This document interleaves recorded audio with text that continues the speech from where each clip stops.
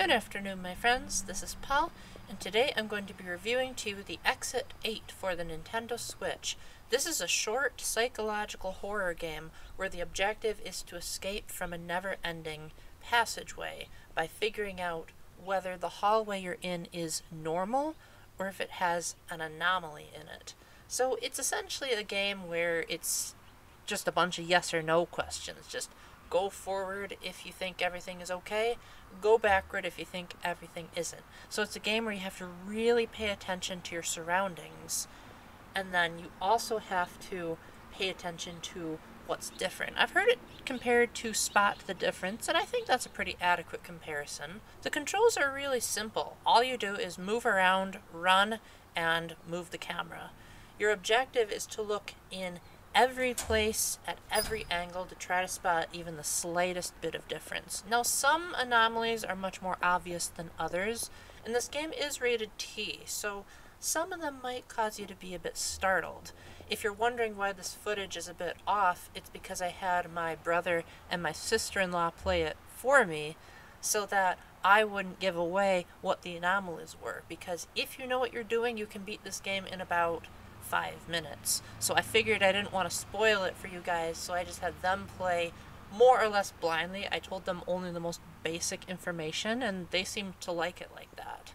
However, I will say that my sister-in-law was quite a bit uncomfortable during a lot of the playtime because she was so used to Five Nights at Freddy's that she kept thinking something was going to startle her, and the atmosphere in the game was a contributing factor to that as well, because all of the walls are extremely overly sanitized white. There's no music, but there are sound effects, and some of the sound effects can come out quite a bit suddenly, and that kept giving her an uneasy feeling. Once my brother started playing, he was just trying to figure out how do I get past the loop, and it was really great watching him keep going forward and keep saying like, oh yes, that's different there.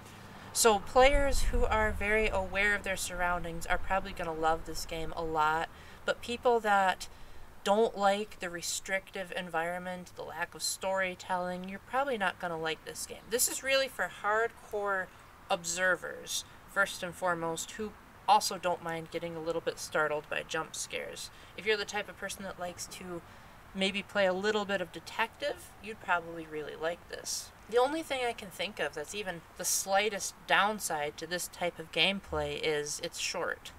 It only took me about 4 or 5 hours to beat the game, and that was with only looking up one little review that said what the game was about, without looking at a walkthrough. But I think it might have taken me more like 6 hours if I hadn't read that review. My brother and my sister-in-law were playing for about a half hour to an hour before they finally got it in, so getting it is pretty easy. But the reason why it's called the Exit 8 is because you have to be correct about your judgments 8 times in order to break the loop. So it rewards you for consistently guessing correctly. And then when the game ends, it is slightly anticlimactic, but there will be a sign on the wall that appears that says you found all of the anomalies to tell you that you're a completionist, so it's an okay reward. Honestly, I think the main draw of the Exit 8 is trying to find all the anomalies as opposed to trying to beat the game. Like, after I beat the game, I went back and tried it again and again to try to see how many more anomalies I could find. And honestly, I felt like I achieved some amazing victories. As you might have heard in other games I've reviewed this year that are more puzzle-oriented, such as Another Code and Mario vs. Donkey Kong, I like solving puzzles a lot. I love being able to figure things out. I tend to like those games even more than I do like platformers. So for me, when I said, oh, that is very different from what I saw before, I felt so proud of myself when I realized that that's what I was supposed to do.